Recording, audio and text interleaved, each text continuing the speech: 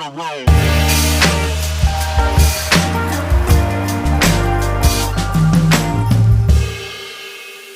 Welcome to the Locker Room, where we break down sermons, stories, and scripture for the race of our faith. If this podcast has been serving you, hit follow and the notification bell. That way you can stay up to date on all new episodes. Libby, super excited that we are about to start our series in the parables. Yes, yeah.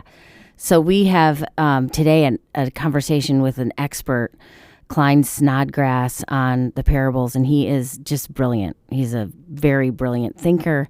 And so we have a long podcast a little bit, and there's so many nuggets in it. Yeah, it's in many ways, this is a front row seat into the types of people that we stand on the backs of every time we get Amen. up to preach on Sunday morning. Like, these are the guys that are in the weeds. Yeah, and he's almost actually in his 80s. So not just, we stand on his back because of his life so well lived and his dedication to the Bible, studying it and teaching it, and then having it affect people's lives. So we get the privilege of kind of sitting at his feet today and hearing his thoughts on parables that are a reflection of a lifelong pursuit. Yeah, and for pastors, he wrote what Rod will mention in the podcast today is the magnus opus for studying the parables, called Stories with Intent. And it's super academic. It took him 12 years to write. He did it in conjunction with a lot of his students. It's like 800 pages long. But you'll just hear he's a very down-to-earth guy and loves the Lord. And hopefully this conversation is stimulating to you and that you learn something new about the parables like we did. So enjoy. Wow, Dr. Snodgrass, what an honor. Awesome. So, Rod, you want to introduce yourself? And yeah, my name's Rod VanSolkema. I'm the lead pastor at this church called Crossroads, which was planted about 20 years ago. And we're in the city of Grand Rapids, for the city of Grand Rapids, for the glory of God. Our vision is the kingdom of heaven. So one of the reasons why we're excited to teach on the parables, they have something to do, I think, with the kingdom of heaven. And I got introduced to your work when I was at a school in Jerusalem called Jerusalem University. And I took a class called Parables, taught by Moshe Silverstein. Right, yeah, Is his Moshe name. He's a Silverstein. rabbi. And your text was the standard text. He said, if you want a book on parables, this is the book. This is the magnum opus. And so just honored to have you. Thank you. It's an honor to be with you. Yeah. Hopefully we can have a constructive conversation for people. Yes. Are you familiar with Jerusalem University College at all, or Moshe Silverstein? I know the name, and I've heard of the school. I've been to Jerusalem several times, but I don't think I've been to that school. It's not connected with the old Holy Land Institute, is it? It's actually, it is. That is. Okay, I've been there. Yeah. Okay. I have very good memories. They changed the name, so it's right there on Mount Zion. Yes, wonderful.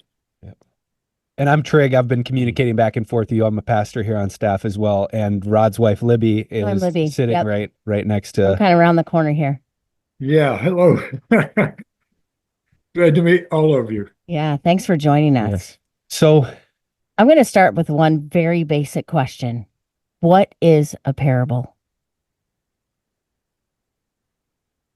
First, thank you for starting there. yes. Yeah. And do you want my favorite definitions or you want the technical ones? I want both. Yeah. My favorite one is probably parables are imaginary gardens with real toads in them. That's Or awesome.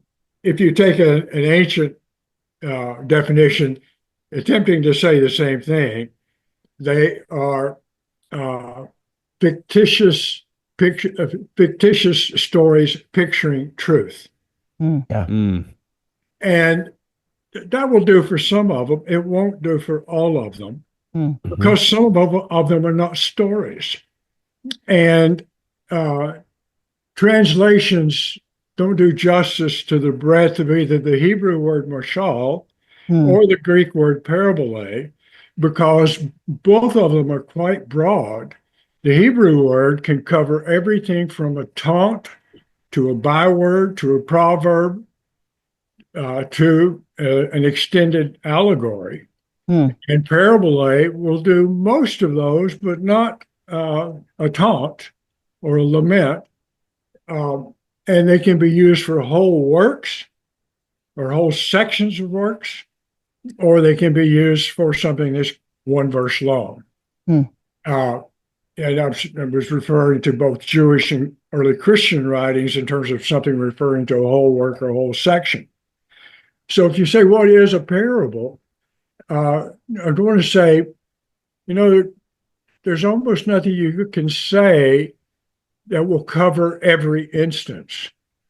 So if you say, what are they?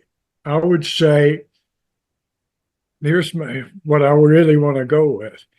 They are prophetic instruments to chisel their way into people's hearts. Interesting. Good. Really good. Story is something that captivates us. The story takes control. We enter into a narrative world, and it's not like the real world because it will tell you the things it wants you to know. It may tell you motives that you wouldn't know otherwise. It may give you information that leads you in a particular direction, but the story is told with a clear intent, even if it's just for entertainment. And it presupposes all kinds of things, even if it's channeling entertainment. Jesus' parables are different in that they're, first of all, prophetic instruments. You say, who uses parables? Prophets. Why does Jesus use a parable? Because he comes as a prophet. That's interesting. Prophets use parables to confront a recalcitrant people. That's why Jesus is using them. So simply by Jesus using them in that first century context, he was declaring to them, I'm a prophet. Indeed. And the people were also saying, he's telling us he's a prophet of God. If he came as anything, he came as a prophet. And people knew that. And of course, he came as more than a prophet, but you got to start there. And if you look, where do parables occur in the Old Testament? They occur either in prophetic literature or in the mouth of a prophet. And they don't occur in the law, they don't occur in historical books, except in the mouth of a prophet. You do get analogies, of course, and in many ways, you can say a parable is an expanded analogy. Okay, that's fine, but it really doesn't go far enough to tell you what's really going on. There are a couple of other things that I like to point out about parables. They provoke, they first of all distance you, and then they provoke, and then they appeal. They distance because they don't want you dealing with yourself yet. They want you to see another world. And then they provoke. They stimulate you and you go, well, that's not right, or somebody should have done this or something. And then they appeal and say, okay, then what are you going to do? Yeah. And one of my favorite friends that I read is Soren Kierkegaard, the Danish philosopher. Yeah. Yep. Who use parables all the time. All the time. And he has a couple of things. He says, parables wound you from behind. They sneak up on you and wound you from behind, or they deceive you into the truth. We don't want to hear, well, they deceive us, but you stop and think for a moment about the parable of Nathan to David. It deceives David into the truth. Yes, it did. He just got caught up in the story, didn't he? He gets caught up in the story, and it distances him from himself. Yep. It provokes him to react as the guy deserves to die. Yep. He acted kind of like the king of like, this is happening in my realm. Are you kidding me? Yep. Yeah. And then Nathan says, you're the man. You're the man. And that's what parables do. And so Jesus comes And he's using parables to break in to a recalcitrant people and help them to understand about the kingdom and know how they have to react because of it. And there are two things I think the parables are repeatedly trying to get you to do: to see and to hear. Mm-hmm. And sometimes translations lose out on this, but if you look at several parables, think of the parable of the Good Samaritan. Mm-hmm. The priest goes by and he sees and passes on the other side. The Levite comes and he sees and passes on the other side. The Samaritan comes and he sees and has compassion. You take the parable of the sheep and the goats, and the people say, well, when did we see you when you were suffering and in need? Or one of my favorites is embedded. It's a little parable, the parable of the two debtors, embedded in the story of Jesus going to dinner at Simon's house. And you remember the woman, a sinner woman, everybody knows she's a sinner woman, Mm-hmm. anoints Jesus' feet with perfume and dries them with her hair. Virtually an obscene act in the culture. Had not been with regard to her attitude and what she's trying to express to Jesus. And Simon is sitting there and he's thinking, if Jesus were a prophet, he wouldn't let this woman do this. And the text is really amazing at this point, because it says, Jesus turned to Simon. Mm-hmm. They're lying down eating. And he said, I'm sorry, he turned to the woman and said to Simon, do you see this woman? He'd been looking at her the whole meal, but he'd not seen her. Yeah, that's good. And so I think much of what Jesus is trying to do with parables is get people to see. Wow. Yeah, And the other thing is to hear. And so you have all these parables who are focused on hearing, not least the sower. But the whole of Mark 4 is arranged on hearing. Mark has 13 times the verb to hear occurs in that chapter. Mm-hmm. And what gets lost in translation is when you start in verse 3, the Greek text actually says, see, hear. And then after it, when it quotes the passage from Isaiah, which gives everybody fits, it's about seeing they will see, and hearing they will seeing they will not see, and hearing they will not hear. And the whole point's because their hearts are hard. Mm-hmm. Wow. Which is Isaiah 6 is the classic text on hardness of heart Mm-hmm. in the Old Testament, and gets used throughout the Old Testament and the New Testament Mm-hmm. to address hardness of heart. And so if you say, what's Jesus trying to do? He's trying to get people to listen and to see, and to take their eyes off of themselves long enough to see reality. Parables make you look somewhere else to see what you didn't want to see. Can we talk a little further about the word see and hear? Because to our minds, it's simply seeing and hearing, but to a Hebrew mind, hearing has two components to it, and I believe seeing has two components. I mean, the word Shema in Hebrew is not just hear, but it's acting upon what you hear. It's obey. Yeah. And I think there's two components to seeing as well. Am I correct on that? It's not just to see with your eyes, but to have compassion. It's to be moved by what you see, to be changed by what you see. Actually, to study those two images is fascinating. I did one on hearing, and there are over 1,100 occurrences in Hebrew and about 430 in Greek. And there were actually, I think I found 8 levels of hearing, and Interesting. sometimes they heard a sound.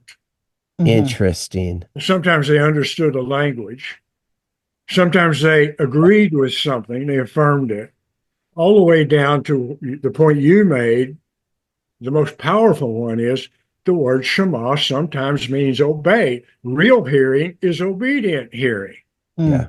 Yeah. And the same thing is the level of seeing. And if you look at how these metaphors are used throughout Isaiah, here you have the hard-hearted people in Isaiah, and they see and don't see, and they hear and don't hear.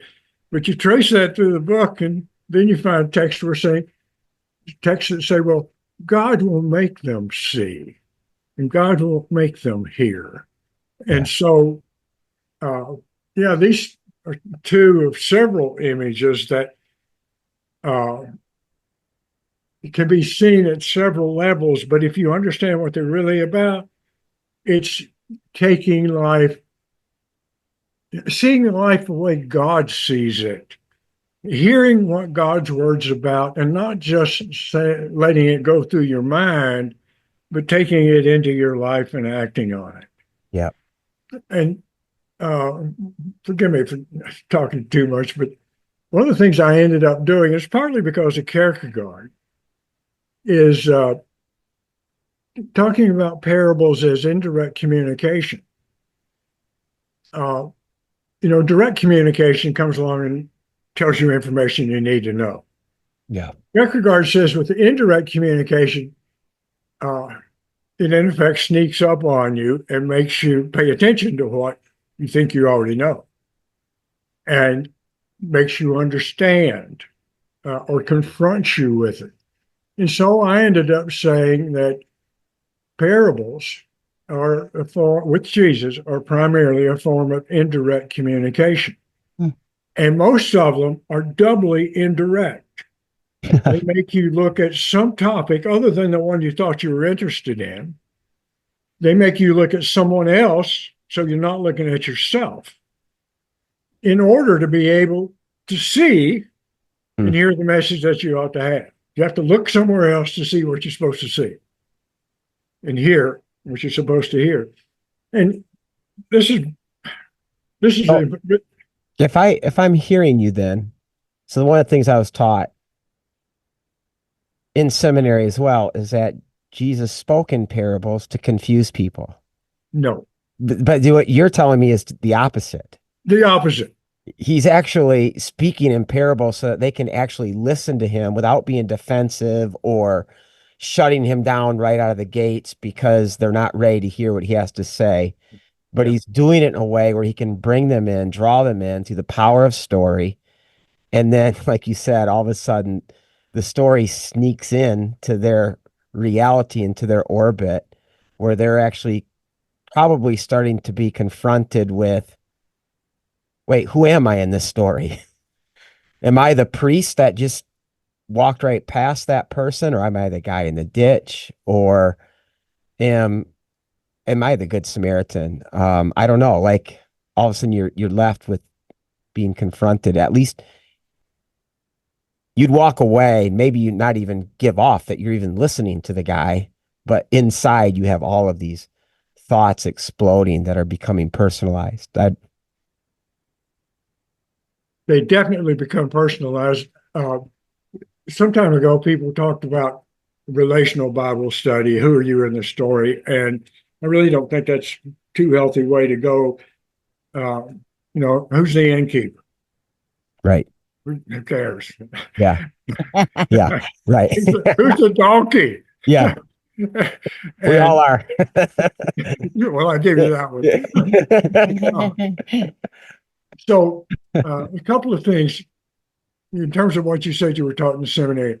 The reason people have concluded sometimes, well, Jesus was telling parables to confuse people, is because of that passage in Mark 4. Yeah. Right. And if that was the purpose, it'd be a whole lot better just not tell them anything.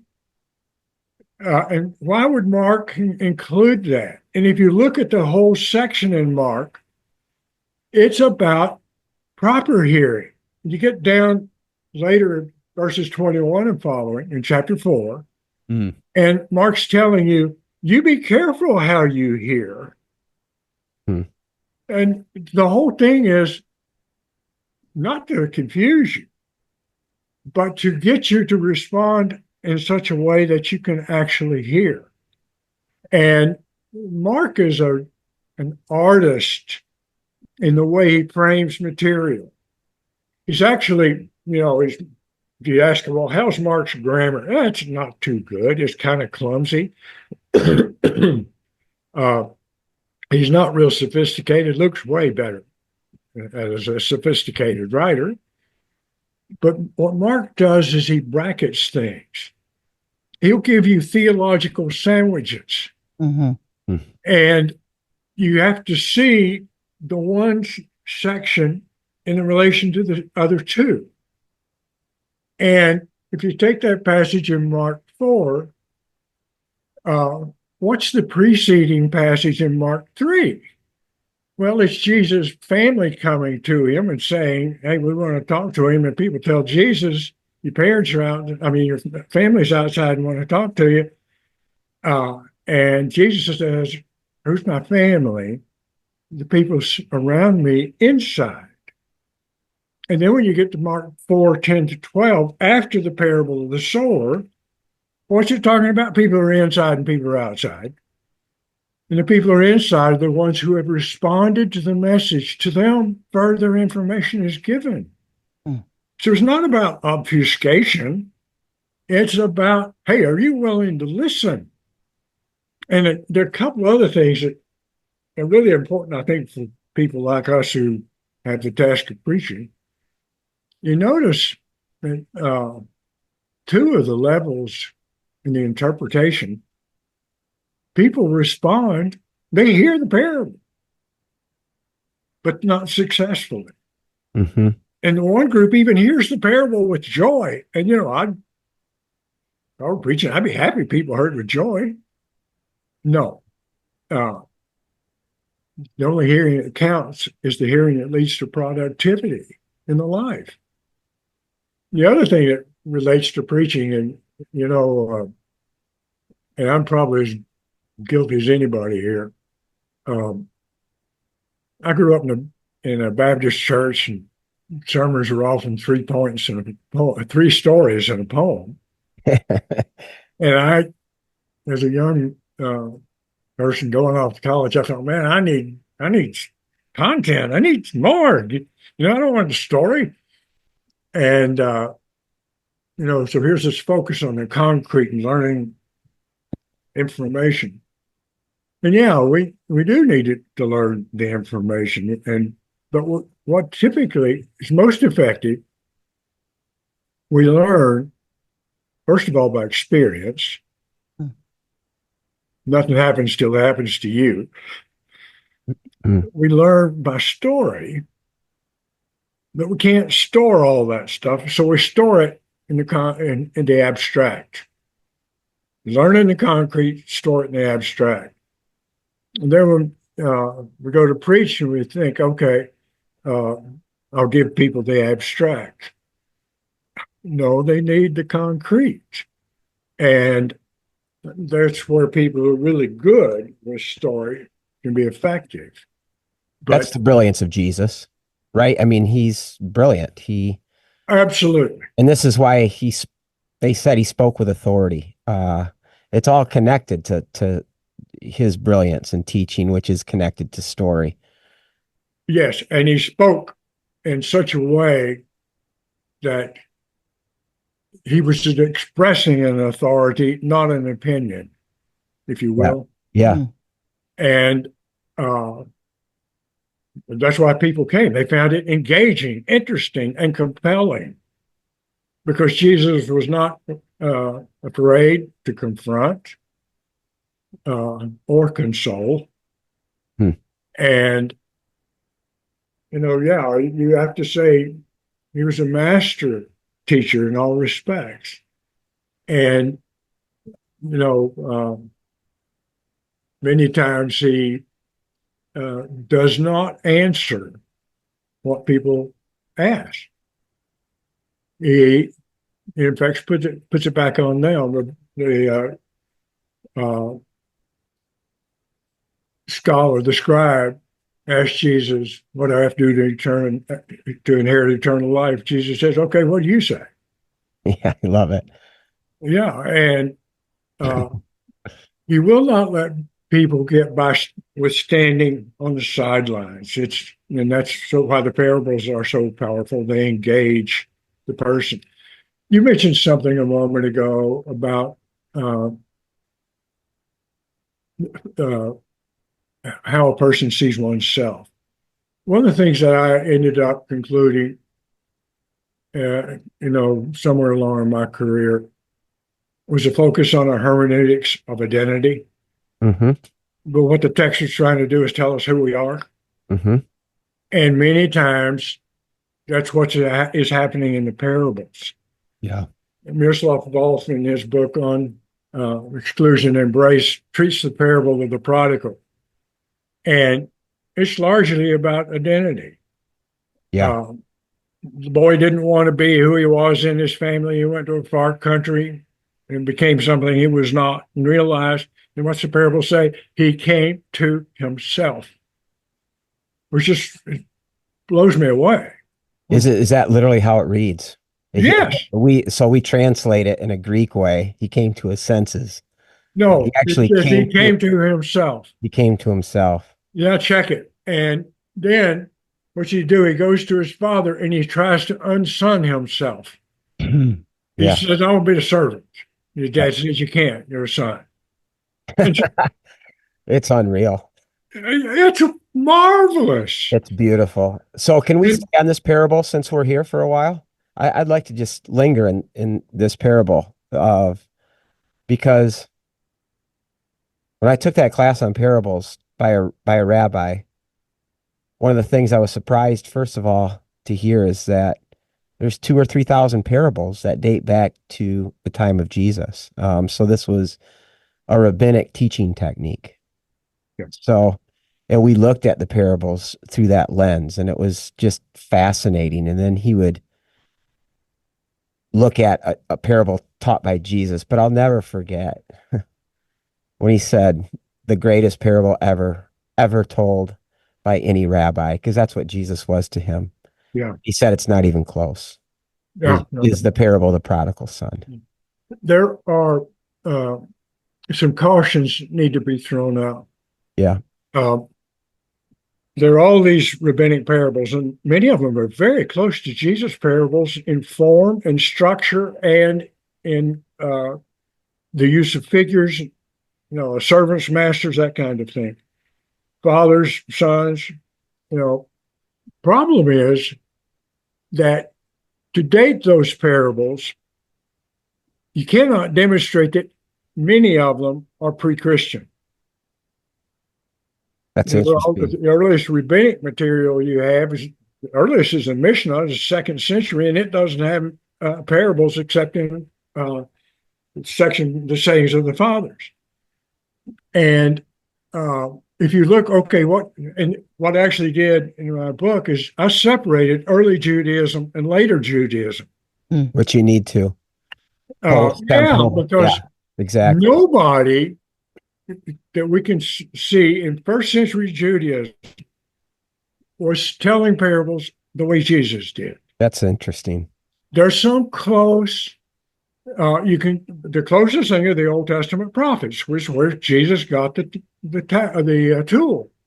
And there are a few instances, and I've tried to list those, where you've got something pretty close, but nobody is doing the kind of thing that Jesus does. Then you get to the rabbinic parables, and yeah, they are.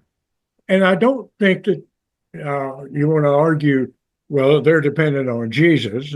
I don't think we need to argue for genetic relation. But it is a small world. It's not a small world. It's a very small world, and Jesus is in that world in a very large way. So it wouldn't be a stretch then to say that the God-man, who is also the greatest teacher, even Paul, you can take a backseat to Jesus, and that this would have ignited something even in the rabbinic world, as they saw what Jesus was doing with parables, especially since it's also continuous. I mean, Nathan, you have some parables Right. prophetic. It's yeah. So anyway, I'm just kind of shooting from the hip here. Yeah. And I would not hesitate to say that there was probably a stock of rabbinic parables in Jesus' day. I just can't prove it. Yeah. And so I want to be careful and not just presume something is early when it's not. But But I will say when he said that though, as a rabbi, I could only smile. It was just, and then for how he expounded the parable made me smile even more. He did say too, I remember he said this. He said most of the rabbinic parables like to image God as king. yeah, And he said this is one of the very few parables that date back to this time period where God is seen as a father. yeah, yeah. And I think that's something that's unusual, maybe even unique or close to unique with Jesus, his focus on Abba. Abba. He uses that familiar family term for God. And other Jews would talk about God as Father, but it was usually something like Father of lights, Father of mercy. And so Jesus seemed to be doing something that bordered on blasphemy, Yes. or some Jews at least. And but it was only an expression of the intimacy of his own relation with the Father. And so indeed, it's powerful stuff. We must not forget that there are parables in other cultures dating back to 2400 BC, Hmm. uh, Greco-Roman parables, some of them similar. What about Aesop's fables? Some of them, there's a difference. Uh, One, they're not trying to confront the nation and bring them hard-hearted people to repentance. They are trying to teach wisdom, but Mm-hmm. they are also trying to entertain as much as anything. Right. But you'll have forms like one. I think there's a group of parables I call interrogative parables, where the whole parable is a question, Hmm. and this often gets lost in translation. They will start out, "Who from you?" and these are paralleled in rabbinic parables and in Greco-Roman parables. And like, who from you will have a friend who come to him in the middle of the night and he would not get up and give him bread because he'd say to him, blah, blah, blah. And the answer always with these question parables is nobody would do that. He's going to get up and give it to him because he's his friend. Who from you who would be a shepherd and he had 100 sheep and one of them got lost? He wouldn't leave the 99 and go get it. No shepherd would just ignore the one that got lost. You go get it. So and you look at these parables, these interrogative parables as a category, and you realize, wait a minute, there's a standard form here, and every time the answer to the question is nobody. And so that's one of the things that's important about seeing parables as kinds of parables. Some people don't want to see kinds of parables. They just want them to say, oh, they're all parables. But no, the word also is used for a proverb. You don't want to think that's the same thing. Or some of them are similitudes. A similitude is an analogy without a plot. And the important thing about a similitude is it's not just the kingdom is like some factor in the story. The kingdom is like the whole thing. Kingdom of God is like a woman who takes leaven and sticks it in a lump of dough until the whole thing is fermented. Hmm. It's not the kingdom is like a woman. Right. The kingdom is like this whole process. Yeah. And so you have to see those parables that are like that. They function the same way, and you let them be what they are. And So what is Jesus What is his intent? What's he going for? Why is he teaching in parables? Uh, I think the two primary things to get people to hear and see. Hmm. And but it's not just something out there. It's uh, that they have an awareness of the significance of his presence and his claim that the kingdom is present. So the intent is for them to hear and to see that the kingdom of heaven has come. Indeed. So explain this then, because oftentimes we'll see Jesus pull his disciples aside afterwards, and it's clear that they haven't heard or seen properly because it says that he has to go in and explain it to them. What's going on there? And why is he not doing that with the rest of the audience? Jesus' method, if you look, is that further teaching is given where there is response. Mm. And when people turn away, there's no further teaching given. It doesn't mean he quits teaching. He will keep teaching, but where there's response, he keeps handling things out. There are only three parables. And the other thing, let me back up before I jump into that. Often with the parable, there is an explanation given. Mm-hmm. And if you look at the Old Testament parables, all of them have either implicitly or explicitly an explanation. You know what the thing was about. And with many of Jesus' parables, it's not a question. You may have to stop and say, well, why did he teach this one? And I think one of the important things in interpreting parables is to ask, what's the implied question the parable is addressing?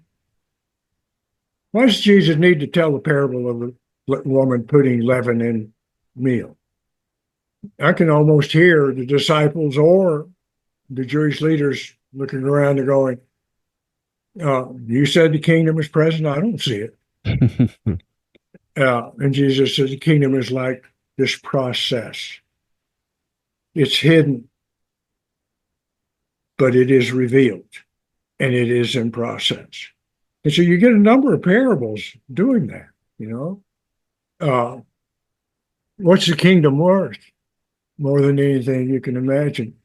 You find a treasure, like somebody finding a treasure in the field, and they go and sell everything they've got because there's nothing like this. Yeah. So if you can understand what's the implied question and what's going on in the context, and you have to realize most of the parables we have in the synoptics are in collections. They're arranged by the evangelist, in fact, to give you commentary on them. And there are a number of ways that works out. Some of the others, Jesus will have a statement at the end. My first real engagement with parables was with the parable of the wicked tenants. My first book was on that. And a lot of times people want to ignore the quotation of Psalm 118:22 at the end of the parable. It's there in all three versions, Matthew, Mark, and Luke. And they think, well, here's a parable about tenants and, they're not paying the produce at the time and a son who gets killed and the father's coming to judge. What's this have to do with the stone the builders rejected, which is what the Psalm 118 is about. Mm-hmm. But if you say, wait a minute, and with all the parables, you have to hear them. You can't make yourself a first century Semite, but you at least have to try to understand the parable the way a first century Palestinian culture would have heard them. Mm-hmm. Not the way a 21st century American culture would have. And so one of the most common word plays you'll find is a word play between sun and stone. Mm-hmm. Between Ben and Evan. John the Baptist says, don't tell me that you're children of Abraham. God can raise up from these stones children of Abraham. So here's this wordplay, and you get it at the end of the parable. The son, the stone, which the builders, which is a name for rabbinic teachers, by the way, rejected, has become the head of the corner. And that verse is a verse that Jesus used in his passion predictions. So that parable doesn't need an explanation anymore after the quotation is given. The religious leaders go away. They want to kill the guy. But now back to your question. Jesus has three parables in particular where the disciples are drawn aside, and he gives an extended explanation. But they're different. If you look at the parables in sower, it's not a connected narrative. You actually get 4 vignettes of seed that was sown. It's almost like 4 different similitudes. But with the wheat and the weeds and the net, you do have an extended narrative. The whole thing is tied together. And so here are 2 places where you have an allegorical interpretation of the parable. And we'll need to come back and say something about allegory in a moment. But here, would you get the meaning of the parable without the explanation? Well, you might, but you have to notice too that the explanation goes way beyond the parable. The parable of wheat and weeds, the big thing was, let them both stay there. We'll take care of it in the harvest. But then you get to the interpretation, and there's a whole lot more focus on the harvest, judgment. So it's an extension of the teaching in a different direction. And the net is somewhat similar, although it's much shorter. So I don't think there's really anything particularly unusual. You do have to keep asking what's implied in your question. To whom is a parable addressed? Is it to the Jewish people as a whole? Is it to the Jewish leaders? Is it to a particular person who asked a question? I mean, in Luke 12, somebody comes to Jesus and says, hey, my brother won't share the inheritance with me. Make him do it. He wants Jesus to be a rabbinic judge, in effect. And Jesus says, hey, your life doesn't consist in your stuff. Let me tell you a parable. The parable of the wicked tenant is clearly to the Jewish leaders. But some of them are to disciples. When you get a parable about prayer, I think in those cases, especially the friend at midnight or the unjust judge, those are directed to the disciples. A little bit different, maybe, with the Pharisee and the tax collector. But you do have to keep asking, to whom is a parable addressed? You worry, well, why should we have to do that? You might notice in Luke 12, or this is somewhere about verse 41 or so, I think, Peter asked Jesus. Jesus has just told the parable, and Peter asked him, hey, Jesus, are you telling this parable to us or to everybody? And Jesus doesn't answer him. He goes on and tells another parable. It's like, hey, you figure it out. And, it would be easy to say, oh, that parable's for that other person. And Jesus won't allow that. Even if it's for somebody else, it's for you. So. That's good. Can we circle back to the kingdom of heaven? Yes. What? Was there one idea about that in the first century, or were there many different ideas floating around about the kingdom of heaven? And then what was Jesus' idea of it? I think most of the ideas in first century Judaism would have focused on the defeat of Rome, defeat of the enemies. Justice would come, and we would be freed, and evil wouldn't be allowed to live in our village, in our towns. Jerusalem would be a holy city. There's not going to be anybody evil in there. And King David ruling. King David, yeah. We're going to have another king and be like David, but better. And you look at something like the Psalm of Solomon and 17 and 18, in chapter 17, 18, that's exactly the picture you get. You get something like the war scroll at Qumran. And they felt like the war, they're going to be surrounded. Their little encampment is going to be surrounded by the enemy, but God will come and they will crash through the gates and go out and destroy the enemy. And that's not Jesus. That's not his view of the kingdom at all. So what is he doing with kingdom? And I think, often we end up in the church with liturgical words. Everybody knows they're important, but they don't know what to do with them. And kingdom falls in that category. So what was Jesus saying? I think you have to end up say, in view of the Old Testament promises, where there always was this expectation, one day God will come and put things right. Yep. Yes, evil will be defeated, justice will be restored, and there will be peace in the land. Here's like an Isaiah 11 vision, right? Yeah. And all throughout, here's this vision. And you, in many ways, if you want to talk about the kingdom, talk about the vision of God for humanity in relation to God, with God. And I think that's precisely what Jesus is doing. He is saying, in my presence, God is coming to fulfill his promises. All those promises in the Old Testament. The kingdom is present and future. It is now and not yet. And if you look, the whole of Christian existence is framed on the now and the not yet.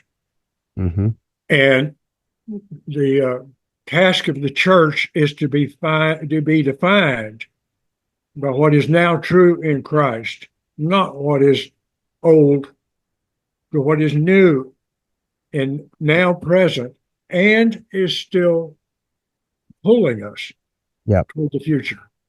So my definition of the kingdom has to be the kingdom of God is God coming in the presence of Jesus in fulfillment of the promises to establish what the vision of God is about. Yeah. That's good. And there's some things about Jesus that are unusual, if not unique. He talks about people seizing the kingdom, entering the kingdom. And you don't find Jews of his period talking that way. It was there to be taken into, for people to grab hold of and to participate in. And what was it understood by the Jews of that day? So you're saying this is a unique language, that we enter the kingdom. Right. That was not how they thought about the kingdom. No, it was you wasn't there to enter yet. Okay. It's still future. Someday, if you're lucky enough, you get to be in the kingdom. Even Jesus says it's within you. Even that would have been a radical thought, wouldn't it? Yeah, and that one is highly debated because the word that's there can mean within or among, and Jesus is talking to the Pharisees. I don't think he's telling them the kingdom is in your heart or something. I see what he's saying. He's basically saying, because there's the king in that word kingdom. The king is among you right now. And the kingdom is among you. Yeah. And that's fascinating. That's good. It's the presence of the kingdom. And if anything is true of what Jesus taught, it was to focus on the presence of the kingdom. Yeah. And go ahead. Sorry. I was just going to say, and the ethical consequences because of that. Yeah, so that's where I was going to go, because one of the things we discussed before the podcast that you wanted to get into is, and sometimes it feels like a paradox, although I know it isn't. Many of the parables, portray God as very merciful and forgiving, but then, you have several parables that Jesus tells that are all about God's judgment. So, what do you think is going on with that tension if both of those things are under the umbrella of this new kingdom that is being revealed to God's people through these stories with intent? The coming of God in the Old Testament and the New always is twofold. It is both to save and to judge. Or if you put it another way, judgment is always twofold. It is to set things right and to obliterate evil, The to hold flood. people accountable. And I think one of the major problems of the church today is that nobody's talking about sin and judgment. Amen. And my line for years has been, if there's no judgment, you don't need salvation. I know. Yeah. So actually, I was asked to attend a conference on parables in a month or two, three, and write a paper. And I decided not to go for a variety of reasons. But if I was going to go, I was going to write a paper on parables of judgment, because nobody takes judgment seriously. Seriously. Wow. That's interesting. I mean, they wouldn't take your proposal. No. I turned it down. Oh, you turned it down. Okay. Yeah. But what I was going to say, if you're going to preach on the parables, you have to preach judgment. By my estimation, about 2/3 of the parables either are explicitly or implicitly about judgment. And sometimes the judgment language is harsh. It is. I mean, harsher than you want it to be. You go, wait a minute, that can't be right. That's not the God we know. But they're parables. They're not systematic theologies. And what do parables do? Parables are pseudo-realistic. They're not realistic. They shock you into the truth. Parable of the unforgiving servant. How's that thing conclude? The guy is given over to the torturers. And it says, so God will do to you if you do not forgive those who sinned against you. God didn't have torturers. And it's things like this that made me conclude anything that you're going to say is the teaching of a parable, you must be able to demonstrate from non-parabolic material. Jesus doesn't have two ways of teaching, one in parables and one not in parables. There may be some things that he only does in parables, many things in the kingdom you wouldn't know about, except it was done in parables. And some things that he doesn't do in parables. He's not going to do divorce sayings or sexual sin in parables. So, or you take the parable of the pounds in Luke. You remember there's a two-part parable, and you have the people who were faithful or unfaithful with the parable, but you also have the people who went, when the guy was supposed to go get a kingdom, they went to say, don't let this guy be king over us. He becomes king, he comes back and he says, bring all those people here and slaughter them in front of me. Well, you need to know Jewish history at that point, because that's exactly what happened with Archelaus after Herod the Great died. He went to Rome to be given the kingdom of Judea. And there was a delegation of Jews who went there to Rome to resist him and say, don't let this guy be king. And the whole point of the thing is you're treating the Messiah as if he were Archelaus.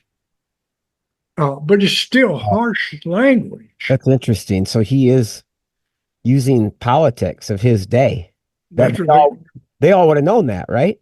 That story. I mean, Yeah, they would have had to. Yeah, Follow got a whole discussion of it. I think he tells you there were 8,000 Jews in Rome, who went to resist uh, Archelaus.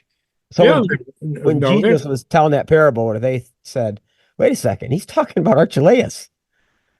They they would see the mirror in Archelaus. Yeah, yeah, but you still have bring those people here and slaughter them in front of me. Well, what's the parable doing?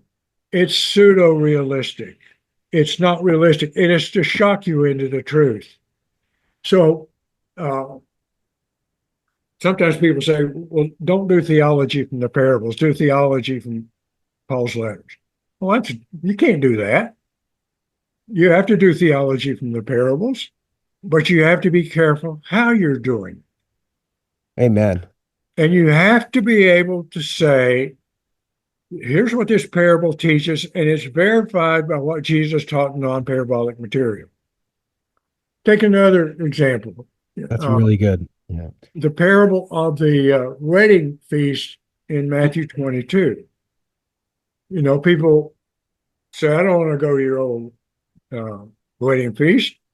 And in fact, it's a rebellion. And they stop the wedding feast and they have war. And then after the war, those people are defeated and the city is burnt. They say, okay, come on and come to the feast. It's like, well, the food's still warm. Come on. But parables are pseudo-realistic. Chronological time in the parables is not real time. And there are all kinds of things that you have to keep going back. And this comes to one of the most important questions about parable interpretation. Everybody wants to know, what does this stand for in the parable? Yeah. Forget it. The question is, how does the parable function? What's Jesus doing with the parable? Parables may or may not have correspondences. The longer ones will. The shorter ones and the similitudes won't. If there is a correspondence, it may be inexact. You remember the parable of Nathan to David. There are correspondences between David and the rich man, between the lamb and Bathsheba, and the poor man and Uriah. But it's not Bathsheba that dies, it's Uriah. You know, the correspondences don't work. They're just there to deceive you into the truth. So there's no formula. There's no formula. No.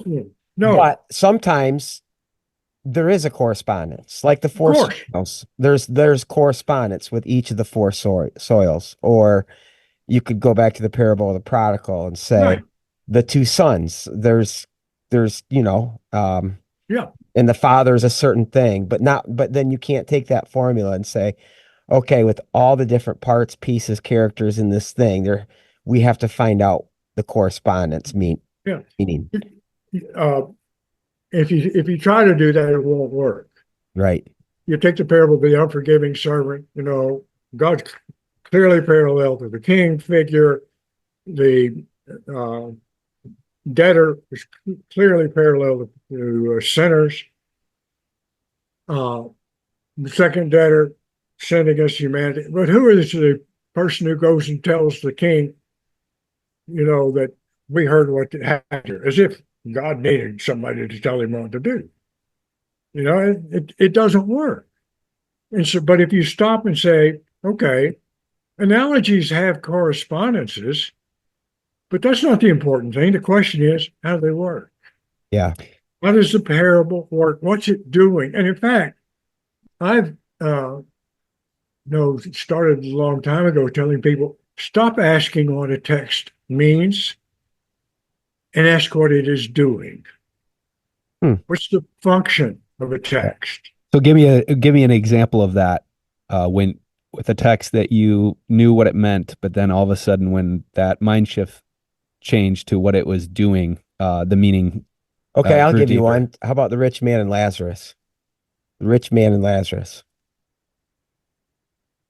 Oh, I thought you were going to give it to me. I'm preaching that text. I think it's a fascinating parable. What's it doing? Yeah, because that seems Okay. still very abstract. So I want to get an example on the table. Oh, yeah, great, great.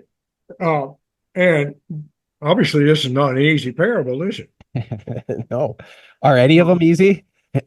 Sorry? Would you describe any of them as being easy? Yeah, some of them. Yeah, The ones that get in my face and confront me. Yeah, you're right yes, on that. yes. They grab I'll you come- it's like they grab you right by the I'll shirt. come back collar. and tell you in a moment how one's grabbed me in the last 2 or 3 days. Yeah. But you take Lazarus and the rich man. Where did Luke put it? Is He that put it in a chapter on money. Yeah, he did. And his primary concern is about money. You have a rich man. This parable is odd because it's the only parable that's got people named in it. Mm. And Yeah, that's true. and the rich man raises his eyes in Hades. You're not told why he went there. You're not told why Lazarus went to the bosom of Abraham.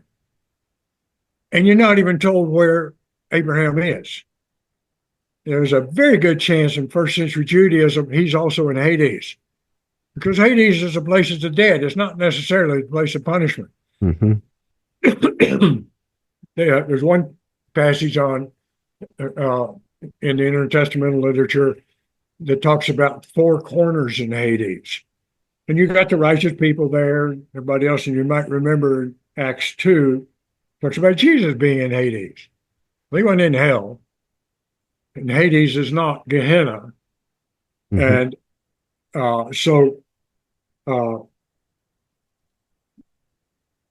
the story of Lazarus and the rich man is there to tell you it's a warning about your use of wealth. Mm. And it ought to be a warning still to us. Lazarus is still lying at the gate. Mm. I mean, the image of the gate and the chasm are powerful images. Mm. Albert Schweitzer, in fact, used it in terms of his own reason for going to Africa as a missionary. Lazarus is at the gate. Interesting. And the parable actually subverts the idea that somebody's going to go back and give news, from the dead, because the guy wants his brothers to be informed. And he's told, hey, scripture's good enough. They don't know. And so it's say, okay, what can we draw about judgment from the parable? I would say, well, only the seriousness of judgment, not its temperature. Right. It's not telling you anything. In fact, there any number of Greco-Roman and Jewish stories about some rich person who goes to the dead, goes to Hades, to the realm of the dead, and sees the poor person who's been elevated.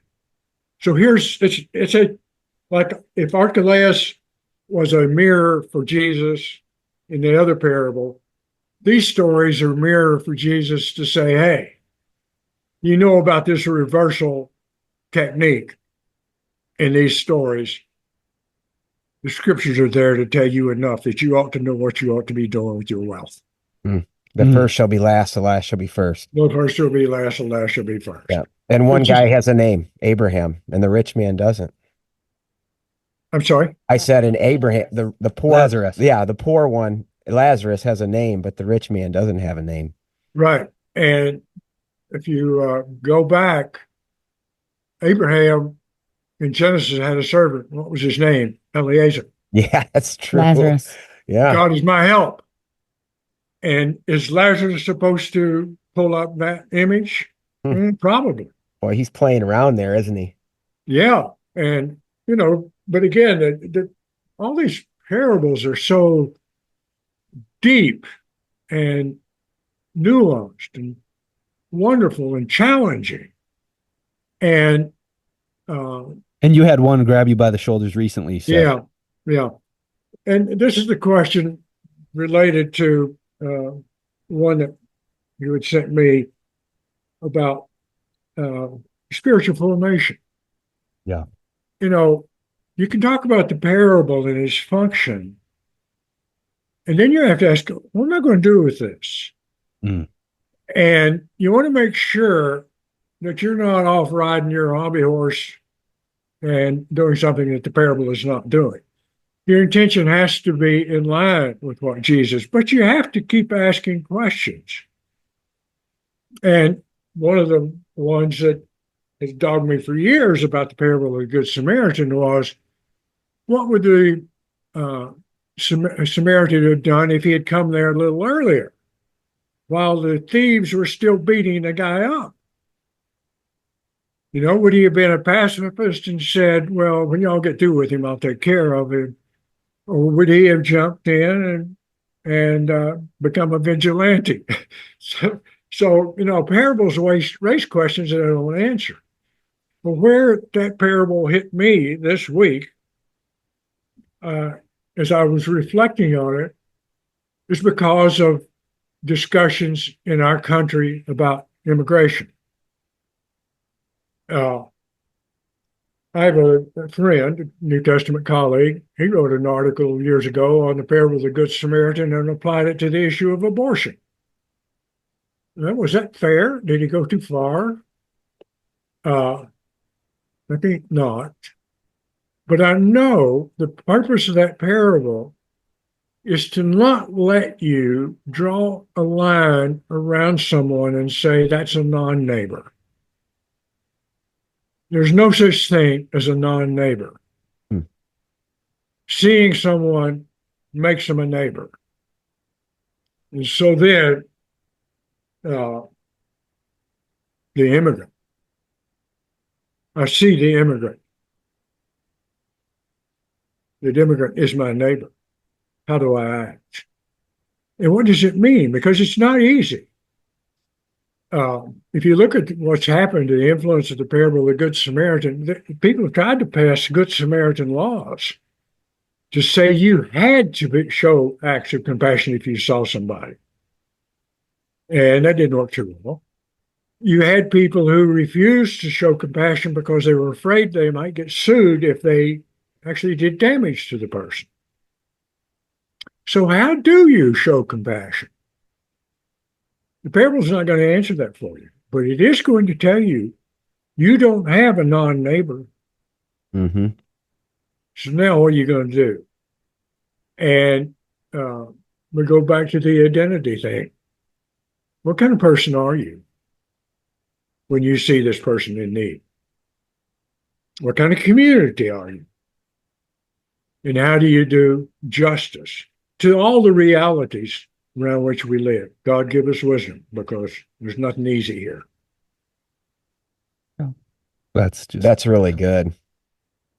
And I mean, I'm thinking that whole parable is told because that scribe asked Jesus, who is my neighbor? Right. And Jesus tells the parable and ends it by saying, now who was the neighbor? Yep. And that was the one people group that the Jewish people in the first century all hated. They all hated Samaritans for the most part, and Samaritans hated the Jewish people. Yeah. So for Jesus to ask that question at the end of the parable, who was the neighbor, is actually answering the original question, who is my neighbor? Which is the answer, the Samaritan is your neighbor, which for a Jew in the first century was unthinkable, that we have to love that person. Yeah. And, you know, again, it's not easy, because how do you love Your worst enemy? Your worst enemy. Somebody you know does not deserve love. And that now you're in the Sermon on the Mount. Some say you can love your neighbor but hate your enemy. And Jesus basically said, well, your neighbor is everyone, including your worst enemy. Yeah. Qumran actually said what is in Matthew 5, love your neighbor and hate your enemy. Yep. Yeah, exactly. They did. And Jesus won't allow that. No. The parable turns neighbor from an object into a subject. Who is my neighbor? Hmm. Somebody over there. Who proved neighbor? Yeah. And, uh, you know, the two love commands are powerful. Jesus is happy to summarize the whole law right there. Yep. And can you love God with all your heart, soul, mind, and not love your neighbor? I No. don't think so. Nope. I don't think so. And that's something to think about and wrestle with, because that's the greatest commandment, Right. And we were made to love God, but loving neighbor is on par with loving God. Or you could almost say to love God is to love our neighbor. Of course, God wants our love this way too, but like it has to happen on the horizontal, which, Yeah, like you said, there is not a non-neighbor. that's right. The implications of that are massive. Yes, and uh, taxing. Uh, there are people who, and I mentioned this in my treatment of the parable, who said, you can't do that. That's crazy. You try to do that, you just wear yourself out and be exhausted. Mm-hmm. And uh, a Jewish scholar who's very good in his book on parables, David Flusser, Hmm. Mm-hmm. uh, said that, uh, in fact, Christianity goes further than anybody else in saying this kind of thing in terms of love your neighbor. But then he says is the only result martyrdom. Hmm. And love always has risks. Hmm. Yep. You can't love without risk.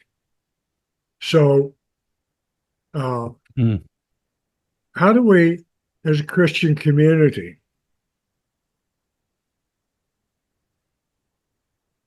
how do we discern what it is to love and how to love without being destroyed in the process, without allowing our people to be destroyed, but yet taking a stand so that everybody knows, yeah, those Christians, those are the people marked by love. Yeah.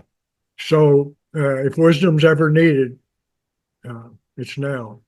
I'm reminded in 1 Corinthians 13, it says love rejoices with the truth.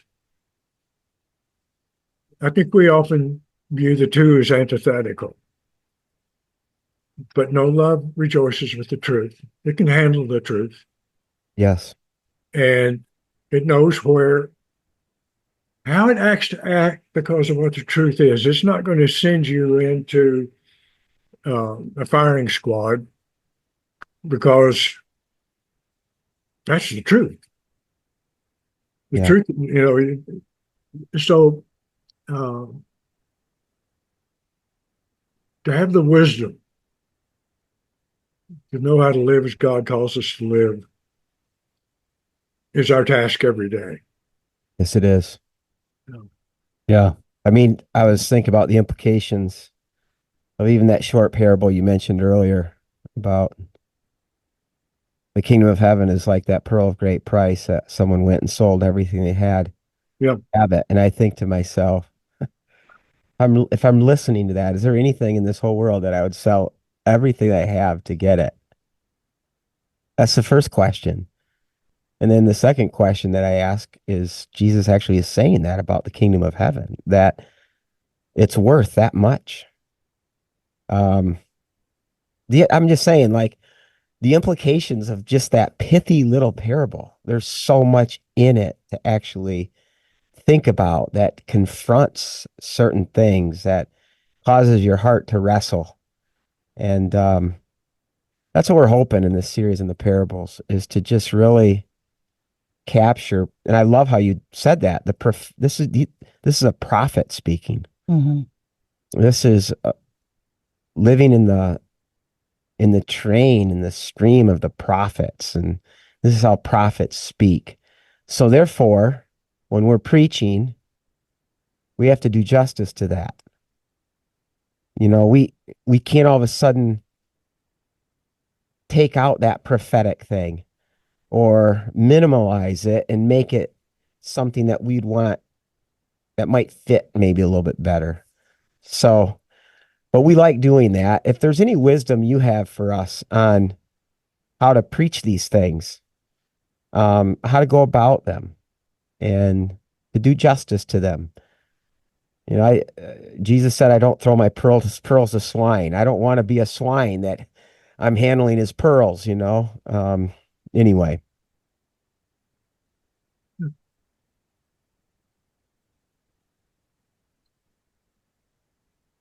I first, let me applaud the fact that you are doing them and that you are aware that you will be standing in a prophetic tradition.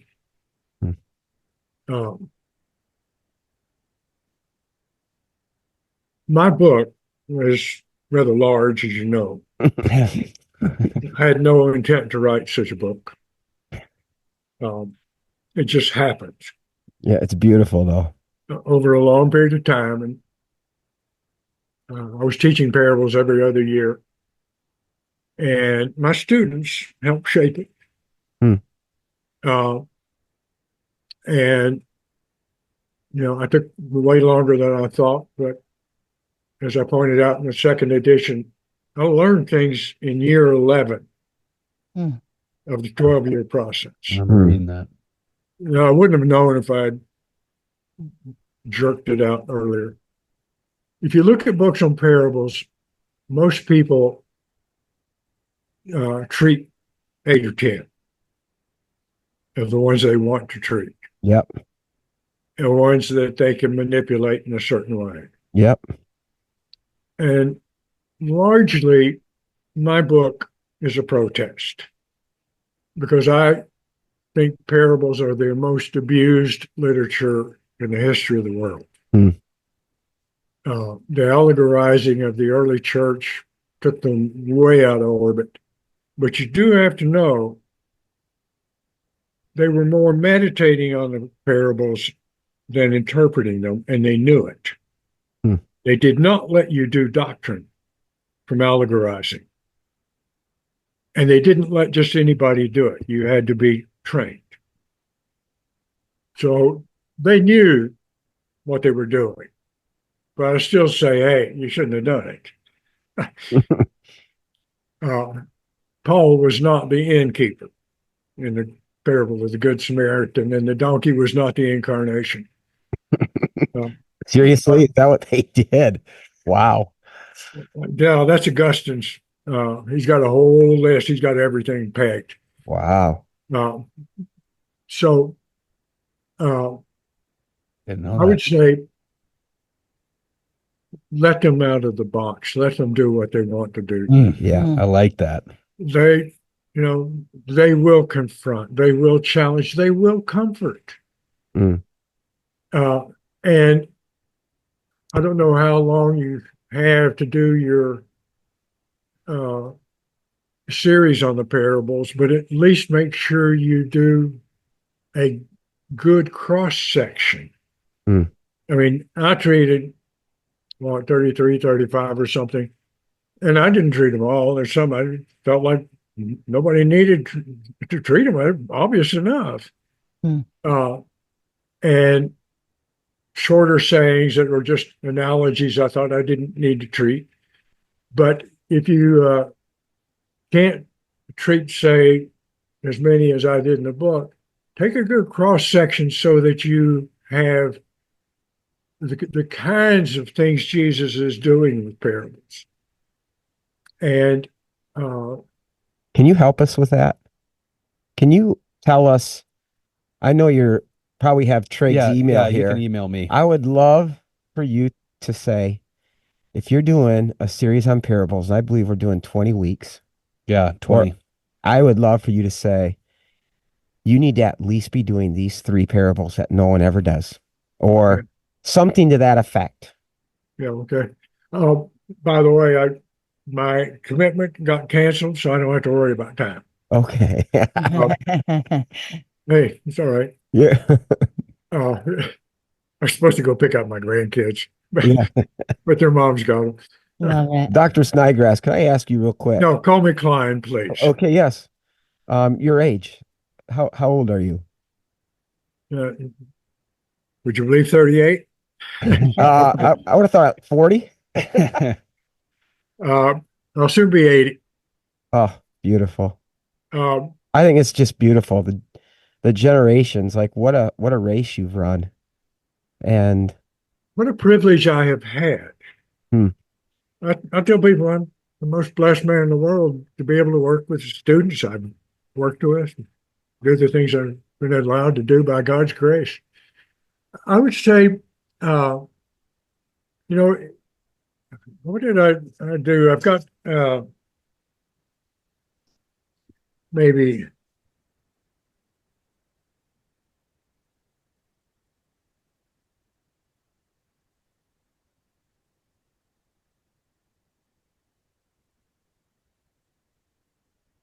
yeah, I've got uh, 8 categories of parables. I have a chapter on 8 yeah, types of parables, yep. and I would think you would want to make sure you have at least one out Okay. of each of those 8 sections. And if you say you're going to give 20 weeks, Yeah. uh, good, because then at least 2 from each one. Yeah. And some of them you can, uh, Put together. yes, Yes. you They fit together. they fit together. They come as twins. Yes. There are a number of parables that come as either twins or triplets. Right. Okay. And so the pearl of great price and the treasure in the field, it'd be very easy to do them together. Yes. You could do, you might not want to, but you could do the banquet and the wedding feast together. Yeah. Uh, so there are things like that you could combine, but and some you might not want to treat. If you do the unforgiving servant, you might not want to do the 2 debtors. It's just real short, although I am overwhelmed by the narrative about the woman. That one just blows me away. Mm. Libby, your dad chose that one, right? Yeah. Yeah. Yeah. He turned to the woman and said to Simon, it just, whoa, the physical part of it. Mm. Yeah. Yep. And Well, that's the one from Luke 7. Luke, Yeah. Luke 7. Yeah. Oh, okay. Yeah. I know. I know the narrative so well. I forget that Jesus told that parable right there. You're so right on that. And it's a pithy little parable. He just sneaks it in there. And Yeah. actually, he's reading his mind, his body language. I don't even think anything has been said. And on top of that, again, it's a parable largely about identity because everybody thinks they know about identity, but they don't. The Pharisee thinks he knows a woman's identity as a sinner. Yeah. The people think the Pharisee is a righteous man. The Pharisee thinks Jesus is not a prophet. So the identity is just bouncing all over the place in the parable. I mean, in the narrative. And but the other thing, I would encourage you to just keep watching how much the parables focus on seeing and hearing. This is what you want your people to do. Yep. Mhm. Yep. And but many times the point is getting them to look at something they don't really care about and someone they don't care about in order to be able to see themselves. Hmm. And that's what parables do. Mm. And have fun, man. Yeah, exactly. Let them out of the box. I yes, love that. I know. Let them do their work. Would you recommend us also reading some Kierkegaard and his parables or are they all together separate?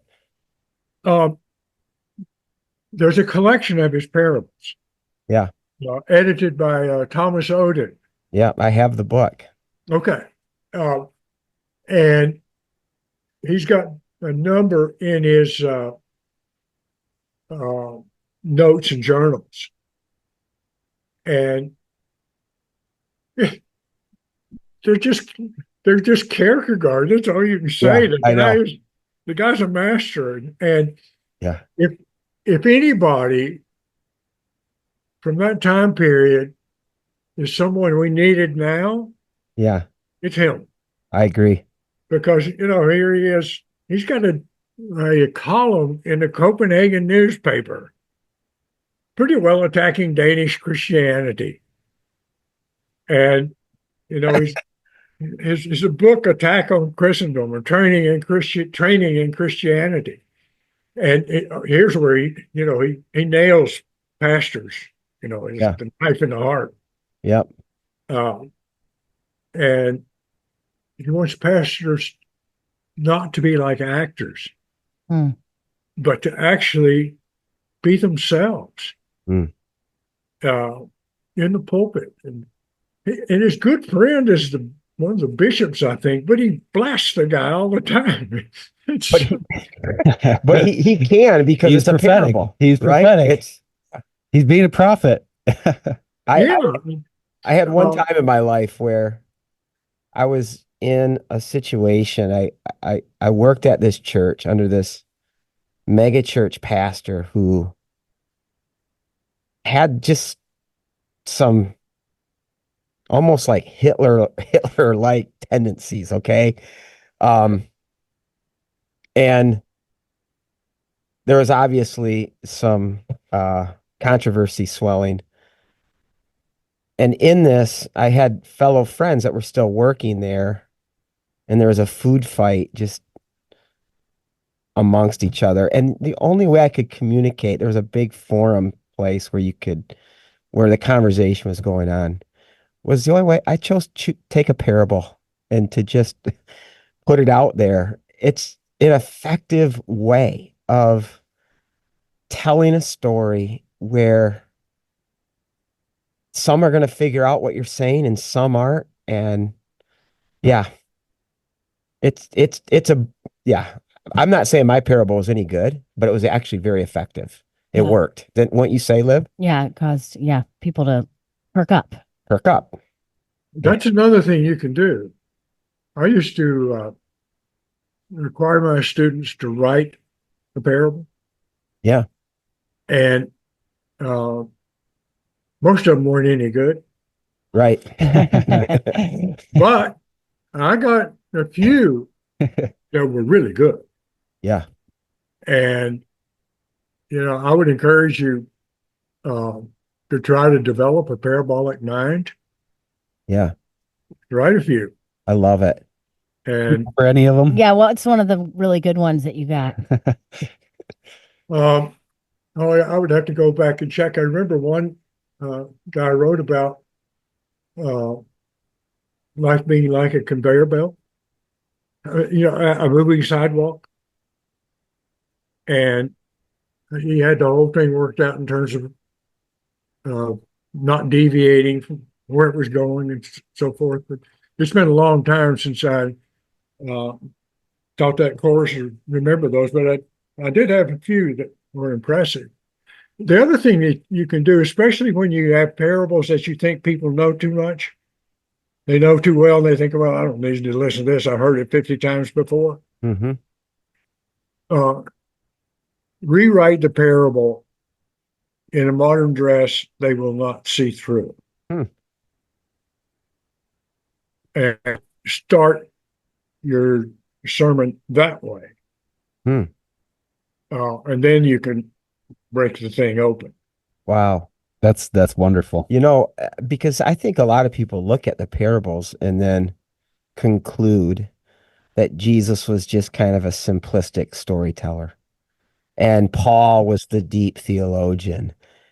But see, when you actually ask your students to write a parable, they now are starting to see the brilliance of Jesus. One, just because of how hard it is to tell a great story, and then a story that kind of sneaks up on you, and then a story that convicts you of things that you need to be convicted of or clarifies these realities that are beyond a definition. that Yeah. Paul, you know what I'm saying? Yeah, yeah. And you know, I don't want to take anything away from Paul, but Jesus is a pretty good theologian. Better believe it. Amazing. Well, and that's one thing I wanted to ask you, because what you're saying is when people are coming to church and they're maybe going to know that we're going to talk about a certain parable and they think, "Oh, I already know that. I've heard that a million times." Is that kind of what Jesus is actually doing it to his audience? Is he taking Old Testament scripture that they know or should know, and is he reframing it for them? Is he doing commentary on the Old Testament? Or do you think in his mind or their mind that he's introducing new thoughts and new ideas? Okay. Before I answer, do two things. One, I know Trigg. I've corresponded with him too many times. Would you, both of the other two of you, would you remind me of your name? Mhm. And would you lean in so I can see your face? Yes. Okay. My name's Rod. Rod? Yes. Rod. Or And Rodney. this is Rod's wife, Libby. And I'm Libby. I'm his I wife. thought it was And, Libby. and also the co-host of the show and Trig and I, wonderful yep. theologian of her own right. I was going to ask, Libby, are you going to preach on any of these parables?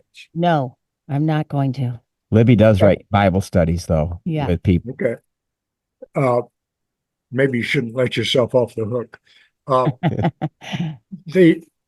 A couple of things need to be said in relation to your question.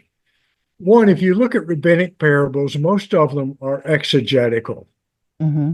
They're trying to explain an Old Testament text or some incident in a rabbi's life or teaching. Mm-hmm. And they'll say, this can be compared to such and such, and they'll go off with the parable. Jesus doesn't do that. His parables are not exegetical in the way rabbis are most of the time. Mm-hmm. They often have Old Testament allusions. The parable of the wicked tenants I mentioned ends with Psalm 118 and two other allusions in Matthew and Luke, and also begins, though, with Isaiah 5. Mm.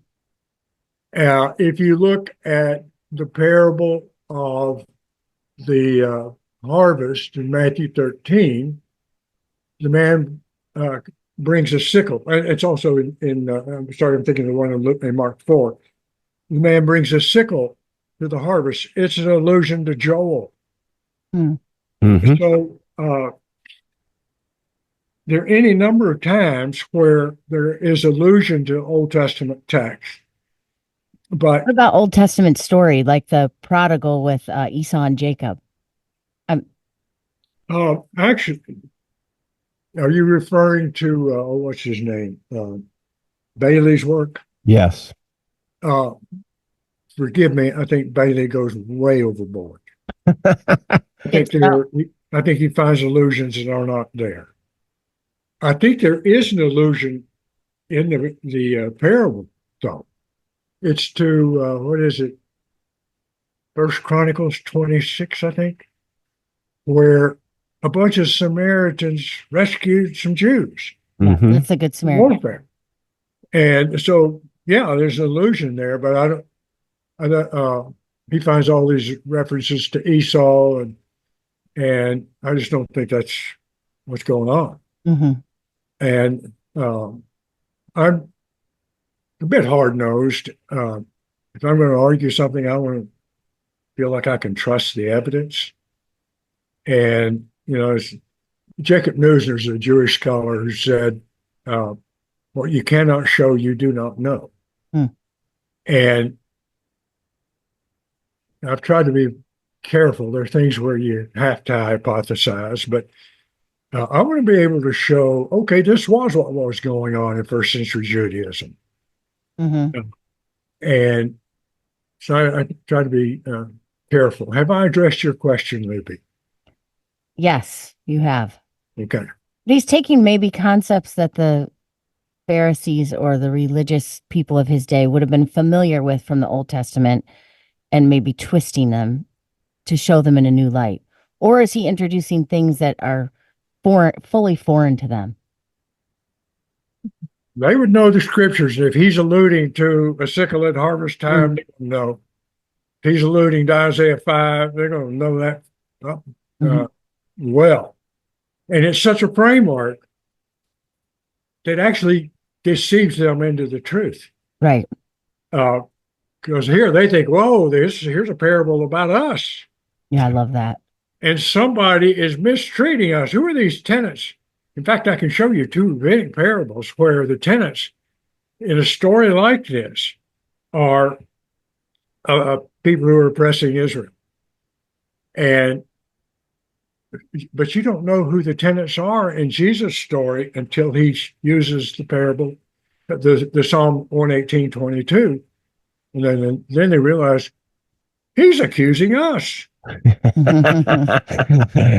That's so fun, though. I mean, that he does that. It then has that twist at the end, usually, with a lot of these stories. Yeah, yeah. And there are a lot of times where you think, oh, we're going down the good path. And he says, no, you're not. I mean, you take the parable of the rich fool. Mm. Hey, God's blessing this man. He's got so much harvest, he's got to build new barns. No, he doesn't. Yeah. Little man. So they're probably amening them a lot. Amen. Amen. And then I'm sure. all of a sudden, I'm sure. ooh. Although, most of the people would have identified with Pharisees. Pharisees were well respected as people who wanted to be holy. Yeah. And the common people would have felt like, okay, these guys they're pious. We can't do that, but they are. And Jesus won't have much of that. But Jesus is not opposed to Pharisees. Mm-mm. In that text in Luke 7, he goes to dinner with them. Yeah. And some of them come, and I think it's Luke 13, and warn him, Yeah. like, hey, you better watch out for Herod. Yeah. And It's more like a family fight. A family it's a family right? fight. It's Yeah. sibling against sibling. Yeah. I'd like to end with this. I'd like to end with your favorite parable, if you have one. Oh, well, that's so easy. I'll Yes. put it first. It's a parable of the unforgiving servant. Hmm. Why? Because it does so much and it teaches you how to do parables. Hmm. You get this magnanimous picture of forgiveness. I mean, the debt is so large, it would take a day labor 164,000 years to work off the debt. And the king just wipes it away. Hmm. And then it comes, there's a three-pronged parable. You got three stages in the thing. But the guy won't forgive his friend, and he's choking him by the throat, saying, pay if you owe anything. He's got right to do that. The only reason it's wrong is in light of what's been happening with him. It's humorous and sad at the same time. Humorous and sad at the same time, and then a confrontation. But it teaches you how to do parables. You can't just do one-for-one equations, and it's an exaggeration. It's to shock you into the truth, and God doesn't have torture, so you have to square it with non-parabolic material. So it's just up and down. It teaches all kinds of things. It is a picture of the Jubilee. And I think in many ways, Jesus came, his gospel, announcing Jubilee. Mm-hmm. Here's freedom for the oppressed, and freedom for the poor. Isaiah 61. Yeah. The year of the Lord's favor. Which comes up not only in Luke 4, it's also behind the Beatitudes. And it comes up in Matthew 11 in the question about John the Baptist. Mm-hmm. So I think Isaiah 61 is actually one of the texts that formed Jesus' own self-understanding. And there's something else about Oh, it's interesting. the parable. Genesis 50. It's one of the few parables about grace. We think about grace. Jesus doesn't use that language. That's Pauline language. Mm-hmm. But it's an expression of grace and responsibility. And so it teaches you about ethics. And one of the things that I think the New Testament teaching on ethics is from Jesus, Paul, whoever is, the New Testament ethic is a responsive, reflective ethic. It's a response to what God has done and a reflection of God's character. That's awesome. And that's what you get in the parable. Here's what the king did. Why didn't you do it? Response, reflecting the character. And so, would you say the kingdom of heaven is Jubilee? I'm sorry? Would you say the kingdom of heaven is Jubilee? Is Jubilee a synonym for the kingdom of heaven, or a concrete way of thinking about it? I think the Jews would certainly have said that. Yeah. And in fact, there are people who, with regard to Luke 4, Jubilee is supposed to occur every 70 years, right? Yeah. And they're trying to figure out, well, this would have been the 10th Jubilee or something. I don't know if I want to go down that road.